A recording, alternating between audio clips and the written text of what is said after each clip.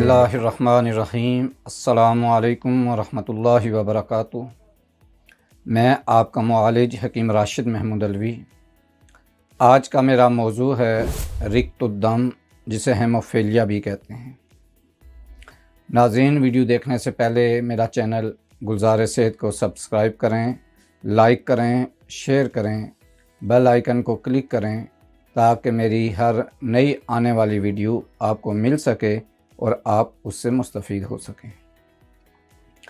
اس مرض میں مبتلا شخص کے جسم سے خون بوجہ اور بلا وجہ بہنے لگتا ہے، رکتا ہی نہیں ہے۔ یہ مرض موروثی بھی ہو سکتا ہے۔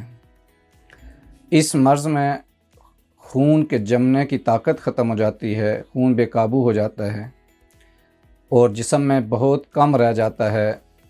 خون کے اندر سفید ذرات، جسے WBC یعنی وائٹ بلڈ سیل کہتے ہیں، ان کی کمی ہو جاتی ہے، جس کے باعث معمولی خراش لگنے یا چوٹ لگنے سے، دانت نکلنے یا کوئی آپریشن وغیرہ سے خون اس قدر نکل جاتا ہے کہ مریض کے جسم میں خون کی بہت زیادہ کمی ہو جاتی ہے، جس کی وجہ سے مریض کمزور ہو جاتا ہے اور بعض اوقات موت کے منہ میں چلا جاتا ہے۔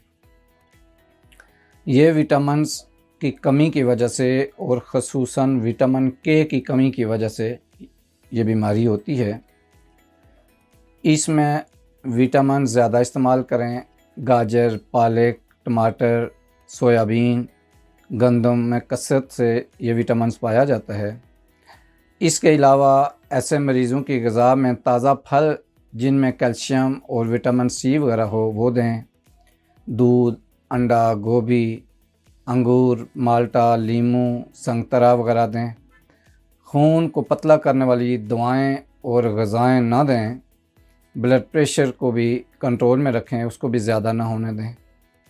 نسخہ اس کے لیے نوٹ کر لیں۔ دم الاخوین 6 گرام، کہربا شمی 6 گرام، سنگ جراحت 6 گرام، گلنار فارسی 6 گرام، کشتہ مرجان 4 گرام اور کشتہ صدف مرواریدی 4 گرام۔ ہر چیز کو پیس کے صفو بنا لیں اور چھوٹی آدھی چمچ شربت انجبار 3 بڑے چمچ 1 گلاس پانی کے اندر ملا کے اس کے ساتھ صبح دوپہر شام دیں، اور اگر مرض کی شدت ہو تو ہر 2-3 گھنٹے کے بعد بھی خوراک دے سکتے ہیں۔ اپنی صحت کا خیال رکھا کریں۔ صحت کے حوالے سے کوئی پرابلم ہو تو میرے ساتھ رابطہ کر سکتے ہیں، میرے مکتب پہ تشریف لا سکتے ہیں، اور آنے سے پہلے اپائنٹمنٹ لینا ضروری ہے۔